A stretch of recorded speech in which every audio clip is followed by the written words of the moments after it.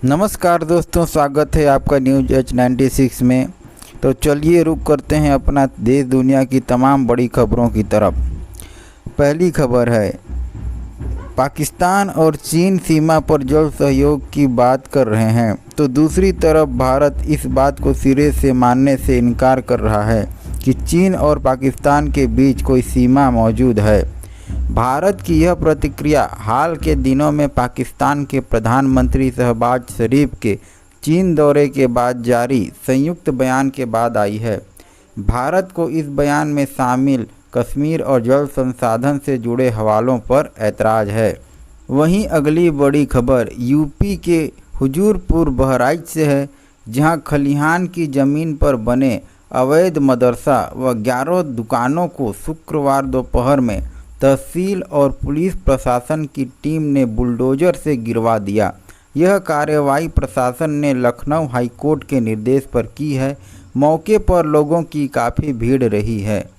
अगली बड़ी खबर महाराष्ट्र से आ रही है, जहां महाराष्ट्र के पुणे और पिंपरी चिंचवड़ में जहरीली शराब पीने से 48 घंटे में 18 लोगों की मौत हो गई है, जबकि कई अन्य गंभीर हैं। मुख्यमंत्री फडणवीस ने उच्च स्तरीय जांच के आदेश दिए हैं और मुख्य आरोपी योगेश गायकवाड़ को गिरफ्तार किया गया है। रुक करते हैं अगली बड़ी खबर की तरफ। पंजाब नगर निगम चुनाव में आम आदमी पार्टी ने शानदार जीत हासिल की है। 400 में से 312 वार्ड के परिणाम घोषित हो चुके हैं। वहीं 88 सीटों का परिणाम अभी घोषित नहीं हुआ। आप ने 151 सीटों पर कब्जा जमाया है। वहीं बीजेपी को केवल 62 सीटें ही मिली है। अगली बड़ी खबर है, चिकित्सा क्षेत्र में देश और विदेश में अलग पहचान बनाने वाली किंग जॉर्ज मेडिकल यूनिवर्सिटी में बीते कई महीने से चल रहा 6 मज़ारों का पकड़ अब पटाक्षेप की ओर है। केजीएमयू प्रशासन ने परिसर में वर्षों से बनी 6 मज़ारों को औपचारिक रूप से लावारिस घोषित करने के साथ ही लखनऊ जिला प्रशासन से इसको हटाने की कार्रवाई के लिए पत्राचार किया गया है। माना जा रहा है कि बकरीद के बाद अब इनको हटाने का काम होगा।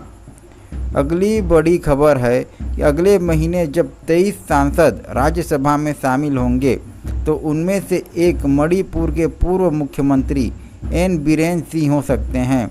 भारतीय जनता पार्टी के सूत्रों ने बताया कि एन बीरेन सिंह के नाम पर केंद्रीय नेतृत्व गंभीरता से विचार कर रहा है और वो मणिपुर से एकमात्र उम्मीदवार हो सकते हैं।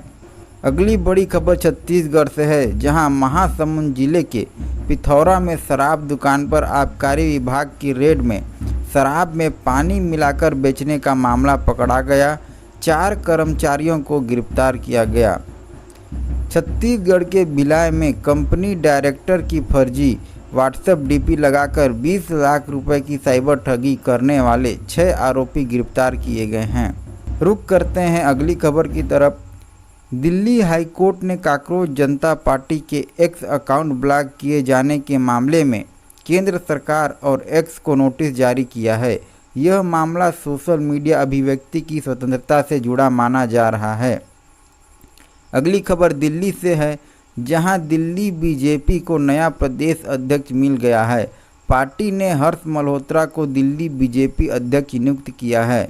वहीं अगली घटना भी दिल्ली से ही आ रही है, जहां दिल्ली की एक रिहायशी इलाके में एसी ब्लास्ट के बाद भीषण आग लग गई, जिसमें एक रिटायर्ड आईएएस अधिकारी की दम घुटने से मौत हो गई। अगली बड़ी खबर तमिलनाडु से है, जहां विपक्षी नेताओं ने तमिलनाडु में बिगड़ती कानून व्यवस्था को लेकर मुख्यमंत्री विजय सरकार पर निशाना साधा।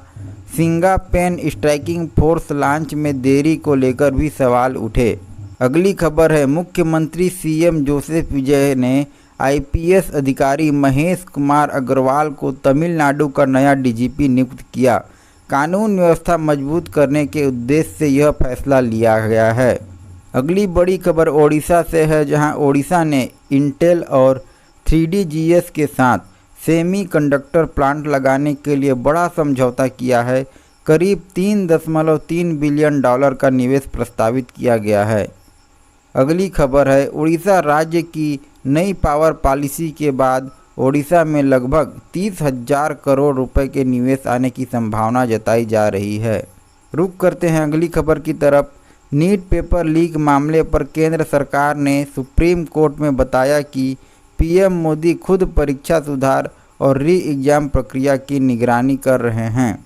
अगली खबर है, बांग्लादेश के प्रधानमंत्री तारिक रहमान को भी मोदी जी ने ईद की बधाई भेजी।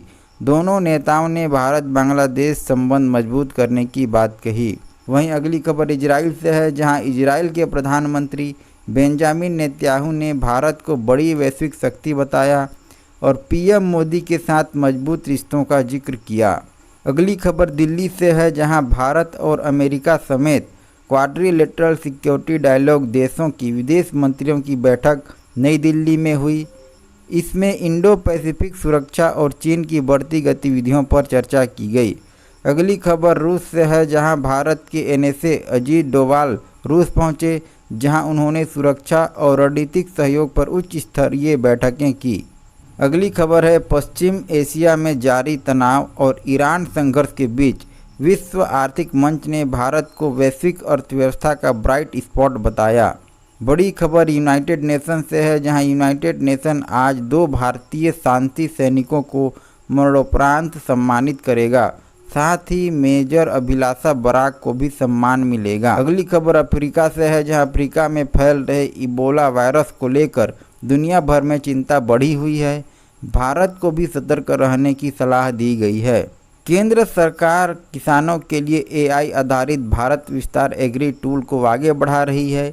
इससे किसानों को मौसम, फसल, कीट नियंत्रण और बाजार की जानकारी मोबाइल पर मिलेगी। अगली बड़ी खबर है, किसान क्रेडिट कार्ड की ऋण सीमा बढ़ाकर 5 लाख रुपए किए जाने के फैसले पर किसानों में खुशी देखी जा रही है। इससे खेती के लिए सस्ता कर्ज मिल सकेगा। वहीं अगली बड़ी खबर, कई राज्यों में मौसम बदलने से किसानों की चिंता भी बढ़ी है। बिहार, यूपी और राजस्थान के कई जिलों में तेज़ बारिश, आंधी और ओलावृष्टि का अलर्ट जारी किया गया है, जिससे फसलों को नुकसान होने की आशंका है।